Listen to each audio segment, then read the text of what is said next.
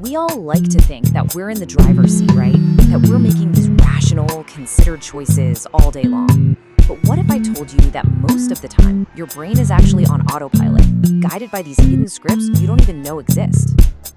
I'm serious. Just take a second and think about it. The coffee you bought this morning, the article you just clicked on, was that really you making a deliberate choice?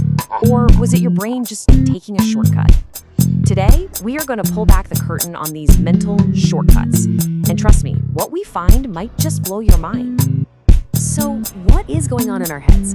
Well, the official term for these mental glitches is cognitive bias.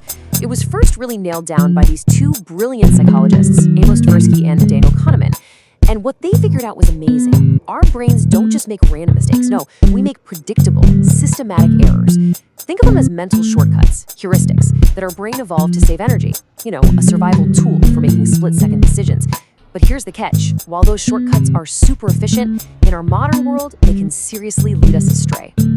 All right, let's dive into one of the most powerful biases out there. This is the one that literally builds the walls of our own personal reality.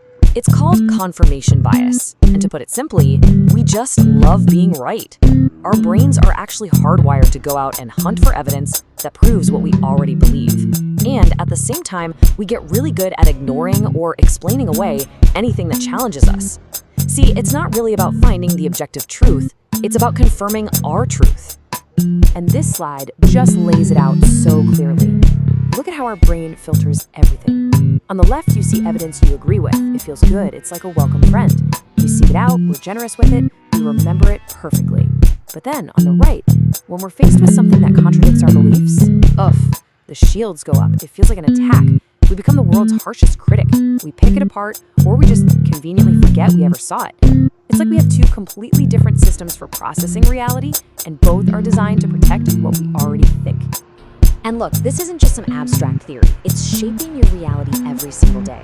Your social media feed, it's basically a custom-built echo chamber designed to feed you exactly what you already believe. It's why you watch the news you watch. It's why you're loyal to certain brands. And this is wild. Your belief can actually make you perceive that brand's product as tasting or working better.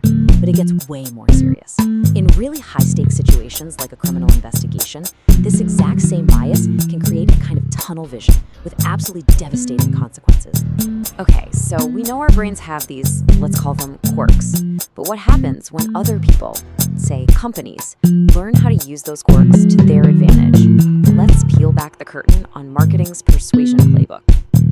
First up, social proof. This is our deep, deep instinct to just follow the herd. When we're not sure what to do, what's our first move? We look around to see what everyone else is doing. If a restaurant is packed, we just assume the food's gotta be good. If a product has thousands of 5-star reviews, we think, yep, safe bet. It's a mental shortcut that basically screams safety in numbers. And companies are absolute masters at triggering this. Look at this.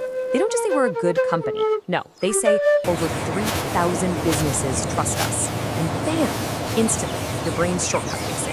If that many other businesses are using it, it's gotta be legit, right? No extra research required. Here's another one, but with a clever little twist. Urgency.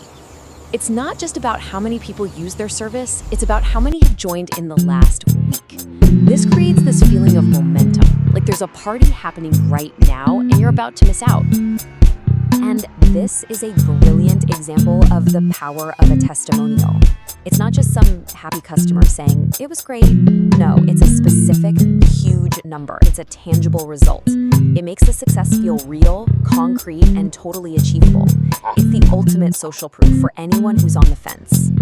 Okay, next up in the playbook is scarcity. We are just fundamentally wired to want what we think we can't have. When something is limited, whether it's by time or by quantity, our brain automatically assigns it more value. This is the engine that powers our universal fear of missing out. Yep, FOMO. I mean, you've seen these a million times, right? Limited time offer, sale ends tonight, only 2 left. These aren't just pieces of information. They are psychological triggers. They're specifically designed to create pressure, to switch your brain from a calm, rational, do I really want this, to a frantic, oh my gosh, I have to decide right now or I'm going to lose it forever. This works for everything from concert tickets to those limited edition sneakers. The rarity itself becomes part of the product's value. So, fine. These biases affect our social media feeds, our shopping carts. Maybe that's not a huge deal. But here's where it gets really important. The same exact psychological triggers have a massive impact on our biggest life decisions, the ones involving our money, our careers, and our future. Which brings us to something called the anchoring bias. Basically, the very first piece of information we get on a subject acts like a heavy anchor, weighing down our judgment. From that moment on, every other piece of info we get is judged in relation to that first number, whether that number was reasonable or not. And this is where anchoring becomes so powerful. Picture a salary negotiation. If the first number you hear is, say, $30,000, your brain is now anchored to that. Negotiating up to $40,000 feels like this huge win. But what if the first number you heard was $60,000? Suddenly, the entire conversation is different. That one single starting point completely changes your perception of value and dramatically impacts the final outcome. And in the world of investing, knowing this can literally be the difference between success and failure. You can see it right here. The emotional investor is just getting tossed around by a cocktail of biases, chasing hot trends because of FOMO, holding on to losing stocks because their confirmation bias tells them, oh, it'll bounce back. In stark contrast, the systematic investor is playing a different game. They use rules, discipline, and cold, hard analysis to override those emotional gut feelings, focusing on the long-term fundamentals instead. Okay, so we're riddled with biases, and they're being used to influence us constantly. I know it sounds a little bleak, but here's the good news. Just being aware of it is the first and most important step to taking back control. So let's just do a quick recap. We've seen how confirmation bias locks us inside an echo chamber of what we already think. We've learned how marketers cleverly use social proof and scarcity to create urgency and nudge us into buying things. And we've seen how anchoring bias can totally warp our judgment in those big, high-stakes decisions. So what can you actually do about all this?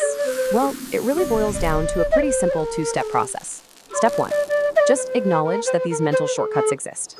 Seriously, just knowing you have a confirmation bias is an incredibly powerful defense against it. And step 2, do the one thing your brain really doesn't want to do. Actively seek out evidence that disproves your strongest beliefs. Go read an article from the other side. Ask yourself the tough question, how could I be totally wrong about this? And that's the final thought I really want to leave you with today. Think about it. What is one really important belief you hold? Could be about your career, your relationships, anything that you have never, ever seriously tried to disprove. The answer to that question? Well, it might just be the first step you take toward truly taking back the wheel and making a conscious choice. Thanks for joining me.